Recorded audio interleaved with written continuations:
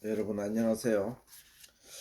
이번 시간에는 믿음으로 얻는 구원, 오직 믿음으로 이런 제목으로 강론 드리도록 하겠습니다. 그럼 먼저 기도드리겠습니다. 하늘에 계신 우리 아버지여, 이름이 거룩히 여김을 받으시오며 나라의 마옵시며 뜻이 하늘에서 이룬 것 같이 땅에서도 이루어지이다.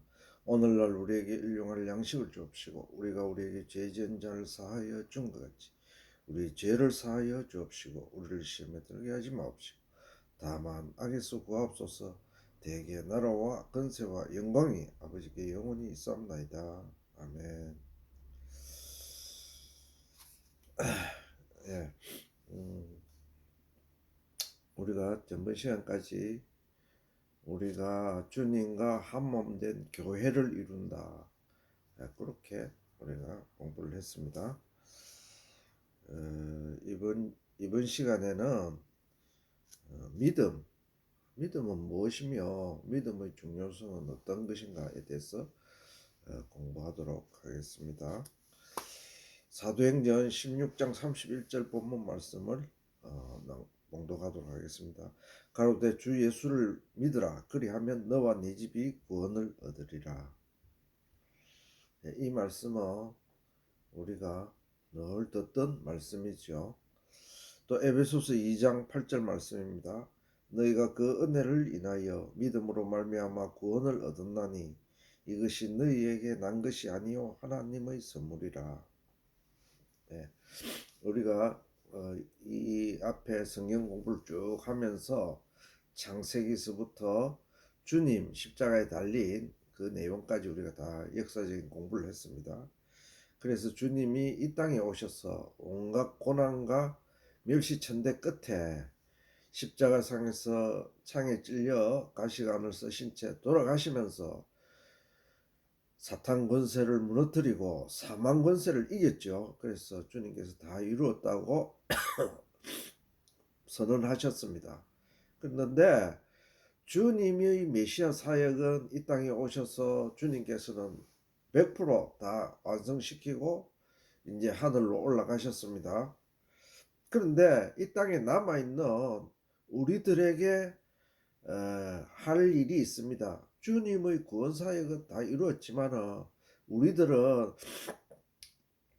주님의 피와 살을 먹어야 됩니다.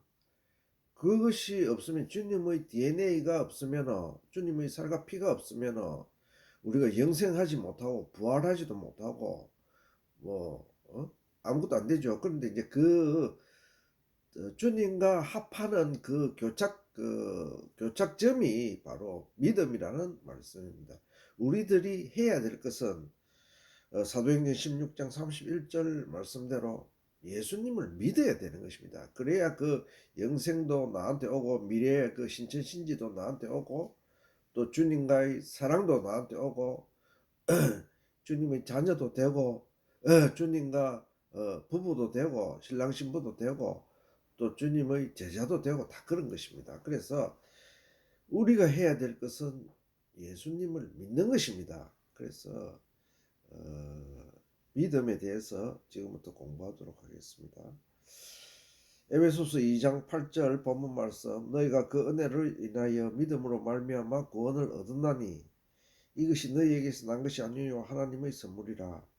주님이 십자가상에서 달려서 원수 마귀 사탄을 물리치시고 이기시고 사망 권세를 다 물리치셔서 이제 우리가 어둠에서 빛의 세계로 나아가게 됐습니다.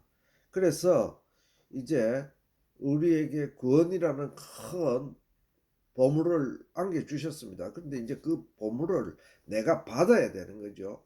그래서 그 믿음으로 그것을 받는 그것이 믿음입니다. 믿음은 보이는 형체가 아니죠. 보이는 형체가 아니고 우리의 마음속에서 주님을 믿는 것입니다. 그분이 나의 구세주다 이렇게 믿으면은 구원을 얻었나니, 믿음으로 말미암아 구원을 얻습니다. 그냥 예수님이 십자가 달렸다고 해서 그거는 그 예수님이 옛날에 2000년 전에 오셔서 십자가에 달렸는갑다 이렇게 생각하시면 그걸로 끝난다면은 그 사람은 예수님하고 아무 관계가 없는 사람입니다. 그래서 믿음으로 주님이 나의 구세주구나, 나의 아버지시구나, 나를 위해서 돌아가셨구나, 이것을 믿고 주님께서 내세에 우리에게 펼쳐주실 그 영생세계, 그것을 믿으면 구원을 받는다, 이렇게 말씀하셨습니다. 주 예수를 믿어. 근데 그게는 여기 보면 이것이 너희에게서 난 것이 아니요 하나님의 선물이라.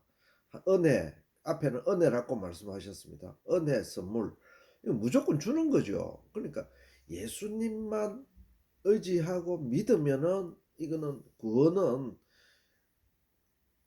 구원은 사망에서 우리가 탈출하고 죄에서 탈출하고 이것이 구원인데, 이 구원은 저절로 주는 것입니다. 예수님만 믿으면은. 그래서 하나님의 은혜요 선물이라 이렇게 말씀했습니다. 저절로 그냥 주는 겁니다. 어떤 아무 조건이 없이. 단 하나의 조건은 믿는 겁니다. 주님을 예수 그리스도로 믿는 것입니다. 즉 메시아로 믿는 것입니다. 믿음은 신앙생활에 있어 알파와 오메가입니다. 믿음으로 시작하여 믿음으로 끝난다 해도 말하여도 과언이 아닙니다. 우리의 신앙생활은 알파가 믿음입니다. 예수님은 우리가 복음을 통해서 그죠? 예수님이란 존재를 알았잖아요. 그래서 그것을 믿는 것입니다. 내 마음에 믿는 것입니다. 그것이 시작입니다. 믿음, 신앙생활의 시작입니다. 즉 믿음이 없으면은 신앙 자체는 하나의 뭐 사상, 토론, 뭐 철학, 뭐 그 정도로밖에 안 되는 거죠. 그런 사람하고는 예수님하고는 아무 관계 없습니다. 신학을 아무리 공부하고 성경을 아무리 많이 연구해도 주님이 어떤 놈네 저떤 놈네 해갖고 요즘 해방신학 특히 막 그렇잖아요. 예. 안 믿잖아요. 말하자면 내용적으로는 안 믿습니다. 일반 종교의 창시자다 이 정도로밖에 안 믿는 사람이, 특히 해방신학자들은 수두룩합니다. 그러니까 그 사람들하고는 주님하고는 아무 관계가 없죠. 믿음이라는 그 조건이 결여되어 있으니까. 우리는 신앙생활을 하면서부터 어린 시절에는 어머니에게서, 자라면서는 목사님, 신부님으로부터 믿음 생활 잘하라고 수없이 많은 이야기를 들으면서 살아왔습니다. 그런데 과연 그 믿음은 무엇을 말하며 그 믿음의 실체는 무엇인지를 궁금해하기도 했고, 또한 아무런 생각 없이 주님을 부르고 주님을 생각하면은 믿는 것이다, 이렇게 생각했습니다. 그래서 그 믿음의 실체는, 성경 말씀에서 말하는 믿음의 실체는 무엇이며 우리가 또 어떻게 믿어야 바른 믿음이냐, 그에 대해서 공부하도록 하겠습니다. 히브리 11장 1절입니다. 믿음은 바라는 것들이 실상이요 보지 못하는 것들이 증거니 선진들이 이로써 증거를 얻었느니라. 믿음의 정의를 단 한 절로 이렇게 규정해 놨습니다. 참 이 어마어마한 감사한 말씀이고, 믿음 전체를 정의를 딱 규정해 놓은 놀라운 말씀이기도 합니다. 믿음은 바라는 것들의 실상입니다. 이 말씀은 우리가 믿어서 뭘 바랍니까? 주님으로부터 제사함을 받고, 또 제사함을 받고 천국 열쇠를 받고, 또 미래의 영생을 하고 주님과 더불어 동고동락하고 신천신지에서 같이 살아갈 것을 믿잖아요. 그 바라는 것들의 실상, 진짜 상이다 이거죠. 믿음 자체가. 이게는 완전 4차원 5차원 경지를 넘어서 믿음이라는 한 차원의 세계에서 바라보는 말씀입니다. 믿음은 바라는 것들의 실상이 네가 믿는 것이다 라고 말씀하고 있습니다. 언뜻하면 잘 이해가 안 되는데, 또 다른 각도에서 바라보면은 그것만이 현재로서 이루어질 수 있는 그 믿음의 실상입니다. 또한 보지 못한 것들의 증거니, 이 보지 못한 것들의 증거라는 것은 믿음이 그 증거라 이 말입니다. 우리는 미래의 새하늘과 새 땅, 우리가 영생하는 그 모습, 부활하는 모습, 또 주님과 함께 한 몸이 되어서 동고동락하는 모습, 이런 거는 아주 미래에 닥쳐오지 않았으니까 모르잖아요. 그러는데 믿음이라는 것이 그게 증거가 됐다 이 말입니다. 증거라는 것은 내가 예를 들어서 지갑을 길 가다가 봤습니다. 주었습니다. 그런데 그것을 누가 옆에서 봤습니다. 그 사람이 증거자지요. 증인이죠. 그와 마찬가지로 믿음이라는 그 존재가, 믿음이라는 그 가치가, 믿음이라는 그 내용이 우리가 바라는 것들, 앞으로 바라는 것들을 실제로 증명해냈다 이거죠. 그래서 그게 증거다 이거죠. 믿음이라는 이 마음속에, 머릿속에 있는 이게 그 증거다, 이렇게 규정을 해놨습니다. 믿음의 정의에. 선진들이 이로써 증거를 얻었느니라. 이 말씀은 우리가 선진들이 이 믿음을 가지고 주님에 대한 것, 앞으로의 뭐 미래 이런 것을 이 믿음을 가지고 증거를 받았다 이랬습니다. 그죠? 그런데 이제 우리 히브리서 보면 이 믿음의 선진들은 증거는 받았으나 약속은 받지 못했다 이렇게 해서 우리가 그 약속을 마무리를 지어야, 마지막 그 퍼즐을 맞춰줘야 구원의 완성이 된다고 말씀하고 있습니다. 그와 이 믿음을, 히브리서 11장 1절 믿음에 대한 정의는 믿음을 한 말씀으로 정의한 참으로 심오하고 간단 명료한 말씀이 아닐 수 없습니다. 예. 근데 이 내용 한 구절을 우리가 이 한 구절 속에 들어있는 이 심오함이라는 것은 말할 수 없습니다. 즉 믿음의 세계를 알지 못하면 이것이 내 현실적으로 와닿지가 않아요. 그러니까 믿음이라는 그 정의, 믿음이라는 그 실체, 그것을 알아야 이 내용이 이게 실상이고 증거가 됐구나 이렇게 알 수가 있는 것입니다. 이 말씀을 문자적으로 읽으면 추상적이고 실체적이 아닐 수 있습니다. 그러나 성경의 모든 말씀이 그러하듯 믿음의 주요 소망의 주이신 예수 그리스도를 믿음에 대입하면 해석이 저절로 될 수 있음을 알 수 있습니다. 즉 예수 그리스도 자체가 믿음의 자체이며 믿음의 대상이기 때문입니다. 즉 우리가 지금 믿음은 해서 우리가 머릿속에 바라고 마음속에 바라는 것을 믿는다 이래, 믿음이다 이래 하잖아요. 그런데 그 믿음의 실상 내용 자체는 예수님이라는 거죠. 예수님이 곧 믿음이다 이거죠. 예수님이 빠져버리면 우리가 뭘 바라고 믿습니까? 다 허상이다 이거죠. 그래서 예수님이 믿음의 실체이다, 이것을 우리가 알아야 되겠습니다. 히브리서 11장 1절 말씀은 믿음의 증거는 즉 실제 존재하는 실체는 실제 존재하는 실체 이 자체가 주님이시다, 이렇게 해석하면 되겠습니다.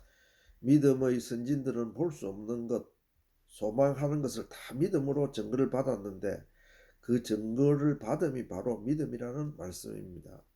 볼 수 없는 것, 우리들이 앞으로 소망하는 것, 이것을 믿음이라는 증거를 가지고 받았다 이거죠. 내가 믿지 않으면 그 나한테 올 수가 없죠. 믿음, 실상, 증거, 결국은 이것은 같은 뜻의 말씀입니다. 실상과 증거는 믿음이 추상적이고 이론적인 말씀이 아니고 실체가 있음을 나타내고 있습니다. 선진들은 그 실체를 통하여 믿음을 증거로 받았습니다. 그래서 그 실체에 대하여 우리가 한번 공부해 보도록 하겠습니다. 유다서 1장 14절 말씀입니다. 에녹이 사람들에게 대하여도 예언하여 이르되 보라 주께서 그 수만의 거룩한 자와 함께 임하셨나니. 예. 주님이 재림하시는 광경을 에녹이 바라봤습니다. 에녹이 바라봤습니다. 이것은 믿음으로 바라본 것입니다.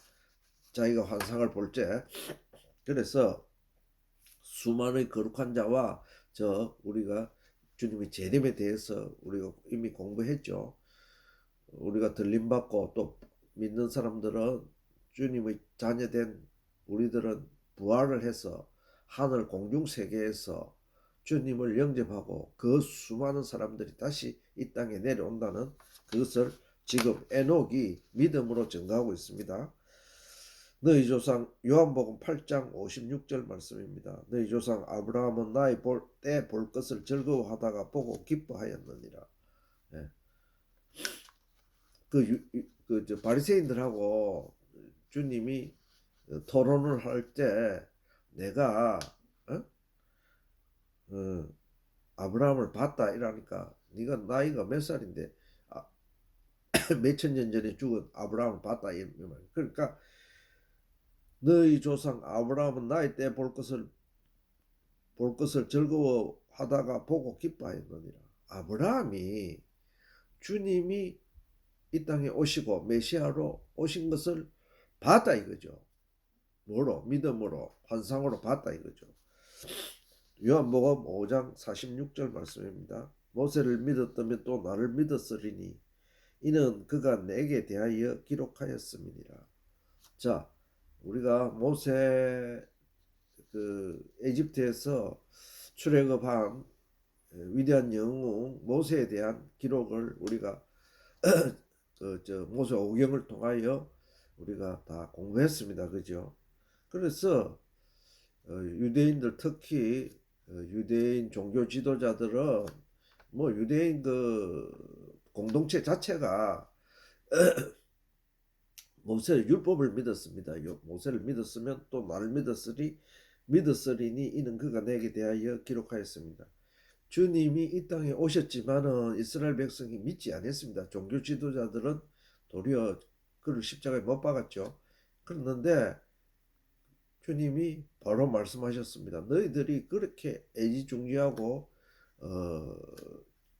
참 신앙의 최고의 표본으로 모델로 삼고 있는 모세만 믿고 있는데 그 모세가 말하는 핵심이 나였다.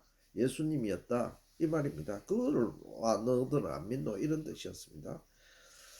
갈라디아서 2장 20절 말씀입니다. 이제 내가 육체 가운데 사는 것은 나를 사랑하사 나를 위하여 자기 몸을 버리신 하나님의 아들을 믿는 믿음 안에서 사는 것이라. 예. 바울 사도의 고백이었죠. 하나님의 아들을 믿는 믿음 안에서 자기가 살아가고 있다. 예. 그렇게 이제 믿음에 대해서 이렇게 정의했습니다. 에녹, 아브라함, 모세, 바울 사도 등 믿음의 선진들은 모두가 믿음은 예수 그리스도를 믿는 것이라고 말씀하고 있습니다. 예. 믿음의 본체, 실체는 예수님입니다. 그러니까 우리가 주 예수를 믿으라 그리하면 너와 내가 구원을 얻으리라. 믿음은 바라는 것도 실상에 보지 못한 것도 증거다. 다 주님을 믿고 바라고 하는 것입니다. 하나님의 말씀인 성서가 가르치고 있는 믿음의 실체는 예수 그리스도라고 말씀하고 있습니다. 예. 믿음은 과거와 현재 그리고 장래에 예수 그리스도께서 이루실 섭리와 그분만이 생명을 주시고 신천신지를 창조하실 유일한 분임을 믿는 것이 믿음의 정의입니다. 우리가 뭐 잘 믿는다, 뭐 못 믿는다, 뭐 어쩌고 저쩌고 말이 많죠. 그런데 성경에서 말하는 하나님의 말씀은 예수님을 믿는 것이 믿음의 실체다 이렇게 했습니다. 로마서 1장 17절 말씀을 봉독하도록 하겠습니다. 복음에는 하나님의 의가 나타나서 믿음으로 믿음에 이르게 하나니 기록된 바 오직 의인은 믿음으로 말미암아 살리라 함과 같으리라. 예, 우리가 많이 인용하고 있는 이 구절입니다. 복음에는 하나님의 의가 나타납니다. 복음에는. 그죠? 복음 이 말씀에는 하나님의 의가 나타나서 우리를 의인으로 만들어 줍니다. 그 의인으로 만들어 주는 것은 믿음이 그렇게 하고 있다 이거죠. 그래서 우리가 의인된 복음을 믿는 우리들은 다 의인들이죠. 의인된 우리들은 믿음으로 말미암아 살리라 함과 같으니라. 예. 이 믿음으로 말미암아 살리라는 것은 우리의 생활이 이제 이 살리라는 것은 살아나다가 아니고 생명 이런 그런 뜻이 아니고 라이프 삶입니다.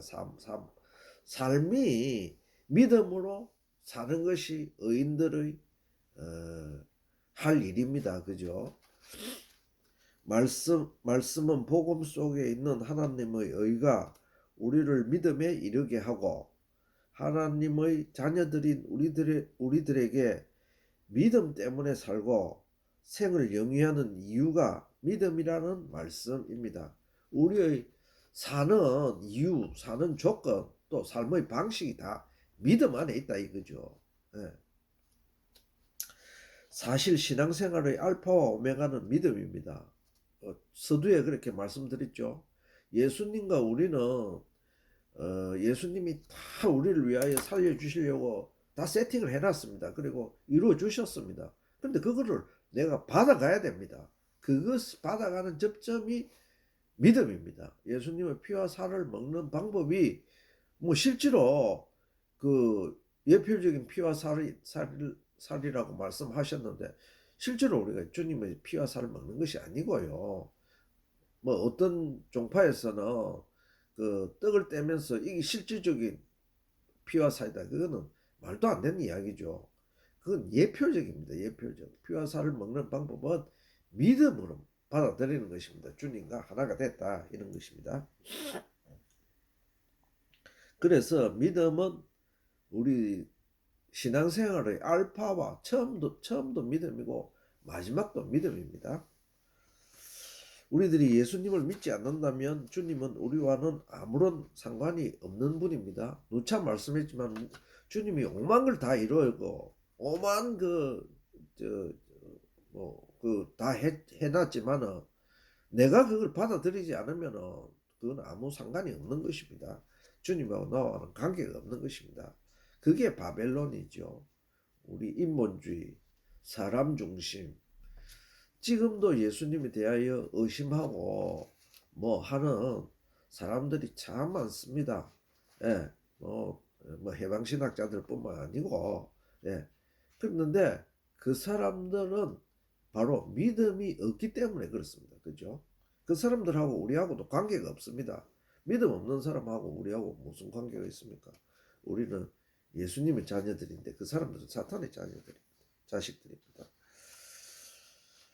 로마서 4장 2절에서 3절까지 본문을 봉독하도록 하겠습니다. 만일 아브라함이 행위로서 의롭다 하심을 얻었으면 자랑할 것이 있으려니와 하나님 앞에서는 없느니라. 성경이 무엇을 말하느뇨? 아브라함이 하나님을 믿음에 이것이 저에게 의로 여기신 바 되었느니라. 자, 믿음과 행위에 대해서는 지금도 왈가왈부하고 있습니다. 그런데 성경은 참 너무나도 잘 정리를 해놨습니다. 그 내용을 조금만 꼼꼼히 읽으시면은 거기에 대해서 서로 상충되는 내용이 하나도 없어요. 믿음과 행위에 대해서는. 그래서 방금 여기 로마서 4장 2절에서 3절 말씀은 그렇게 해놨습니다. 우리가 만약에 네가 행위로서 의롭다 하심을 얻었다 하면은 자랑할 것이 있다. 네가 자랑한 내가 잘나서 내가 내 노력으로 이렇게 했다. 이렇게 하지만은 하나님이 앞에서는 없다. 왜? 하나님이 그 믿음을 가지고 의로 여기셨다 이거지. 너는 의인이다. 이렇게 죄 없는 사람이다. 이렇게 취급을 하셨다 이거죠. 말씀을 하셨다 이거죠. 그렇게 정의를 해 주셨다. 우리는 그래서 하나님 앞에 나아갈 수 있죠. 이것은 아브라함이 하나님을 믿음에 이것이 저에게 의로 여기신 바 되었느니라. 아브라함이 하나님을 나의 구세주다, 나의 아버지시다, 내를 앞으로 인도해 줄 영원한 생명으로 인도해 주실 분이다. 이것을 딱 믿으니까 하나님께서 너는 의인이다 이렇게 인쳐 주셨다 이 말입니다. 로마서 4장 5절 말씀입니다. 이를 아니할지라도 경건치 아니한 자를 의롭다 하시는 이를 믿는 자에게는 그의 믿음을 의로 여기시나니, 똑같은 말씀입니다. 우리가 노력해서 하는 것이 아니고 믿음으로 우리는 죄인에서 의인이 된 것입니다. 로마서 5장 1절 말씀입니다. 그러므로 우리가 믿음으로 의롭다 하심을 얻었은즉 우리 주 예수 그리스도로 말미암아 하나님으로 더불어 화평을 누리자. 똑같은 말씀입니다. 우리가 믿음으로 의롭다 하심을 얻었습니다. 신앙생활을 하다 보면 여러 가지 남 눈치 볼 일이 많습니다.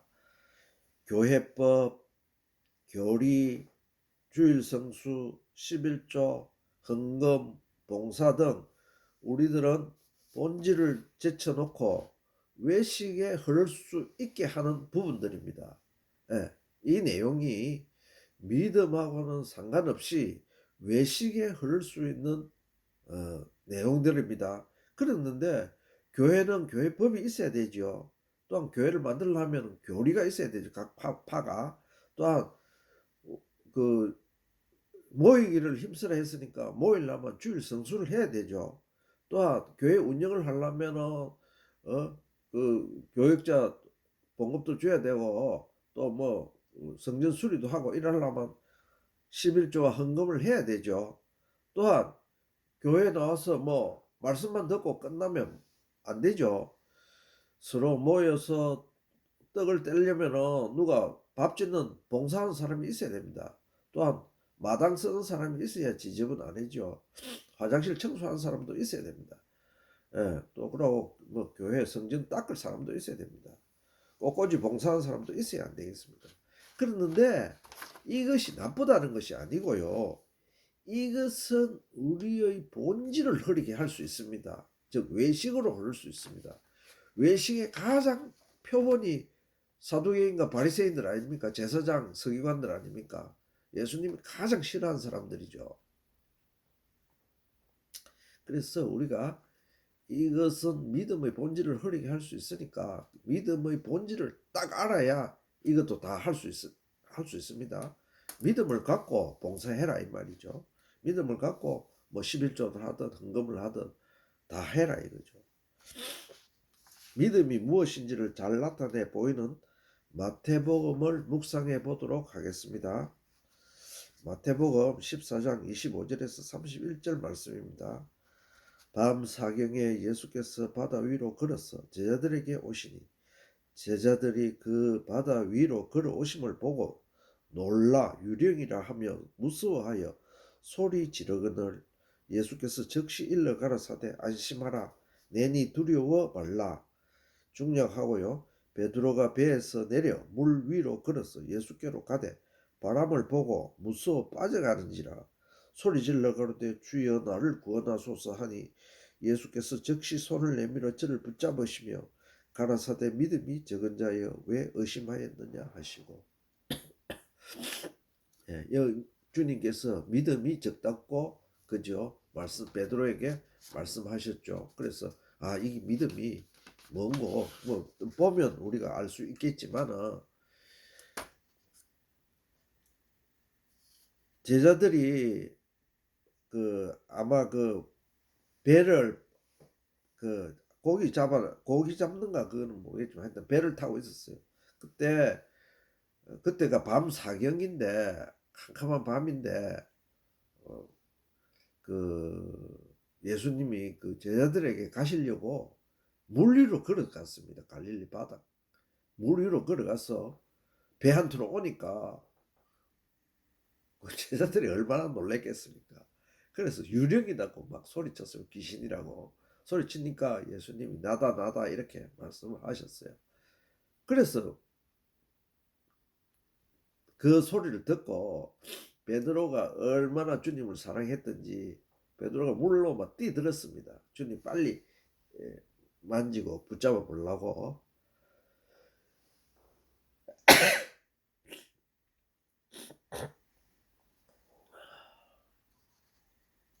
그랬는데 그때 우리로 이제 막 걸어갔어요. 예수님 마중하려고 걸어갔는데 그때 바람이 불었습니다. 바람이 탁 부니까 베드로가 물에 막 빠지게 됐습니다. 예, 그래서 베드로가 소리쳤습니다. 물 위로 걷던 베드로가 빠지게 됐어요. 그러니까 베드로가 소리쳤어요. 아유, 죄송합니다. 그러면서 손을 잡아서 건져 주셨죠. 그러면서 주님께서 믿음이 네가 작구나. 믿음이 작은 자여 왜 의심하였느냐 이렇게 말씀하셨습니다. 의심을 하면은 믿음이 작은 자 축에 들어갑니다. 그 주님을 매같이 보고 있던 베드로 사도도 주님이 유령처럼 다가왔어. 그래서 사랑하는 마음에 바다로 뛰들어서 걸어서 갔는데 저 사람이 예수님이 아니면 어쩌노 이런 생각이 순간적으로 들었겠죠. 그러니까 자기 발이 바다로 물속에 빠지는 겁니다. 그래서 주님께서 왜 의심했느냐, 네가 믿음이 아직 작구나 이렇게 말씀하신 내용입니다. 그래서 우리가 믿음은 아주 퍼펙트하게 믿음이 작은 자가 되지 않으려면은 큰 믿음을 가진 자가 되려면은 퍼펙트하게 믿어야 된다는 것을 우리가 이 말씀을 통하여 알 수 있습니다. 밤중에 제자들이 갈릴리 바다에서 풍랑을 만나 고통 중에 있음을 보시고 바다 위를 걸어서 제자들에게 가자 유령이라 생각하고 놀라 소리치며 무서워할 때 주님께서 주님이라고 알려주시고 베드로에게 바다 위를 걸어오라 하시고 베드로가 바람이 무서워 빠져갈 때에 건져주심이 이 말씀의 내용입니다. 베드로는 주님을 몹시 사랑하는 자입니다.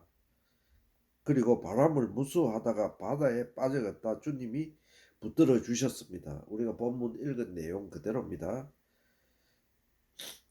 이 말씀을 통하여 믿음이 어떠한 것인가를 잘 보여주고 있는 말씀입니다. 우리가 예수님을 믿는다 이래 하지만은 베드로처럼 우리가 신앙생활 노정 가운데서 예수님을 의심하고 때로는 또 주님 내가 잘못했습니다 믿습니다 이래 하고 그 과정을 우리가 반복하고 있죠. 누구나 아마 할 겁니다.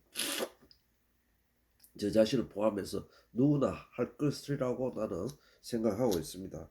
그러나 이 말씀을 통해서 우리가 성경 말씀을 보고 또 기도하고 이렇게 해서 믿음의 단계를 아주 굳게 해야 됩니다. 그래서 어떠한 경우에도 어떤 시련이 와도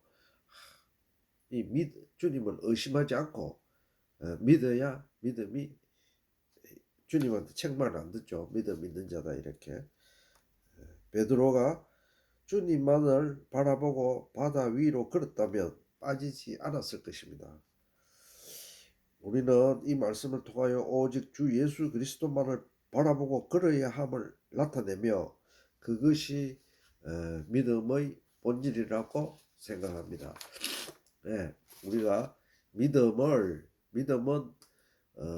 신앙생활의 알파와 오메가입니다. 전부 다가 믿음에서 시작해서 믿음으로 끝납니다.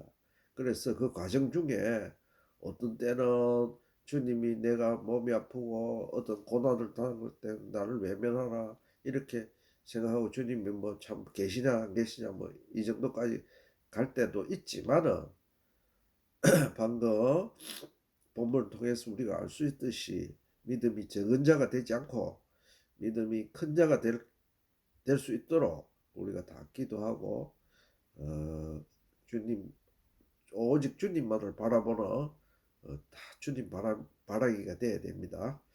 오늘은 믿음에 대해서 강론드렸습니다. 오직 믿음으로 오직 우리의 삶은 오직 믿음으로 이런 제목으로 우리가 강론드렸습니다. 다음 시간에는 율법의 의미에 대해서 강론 드리도록 하겠습니다. 그러면은 여러분 다음 시간에 뵙도록 할게요. 감사합니다.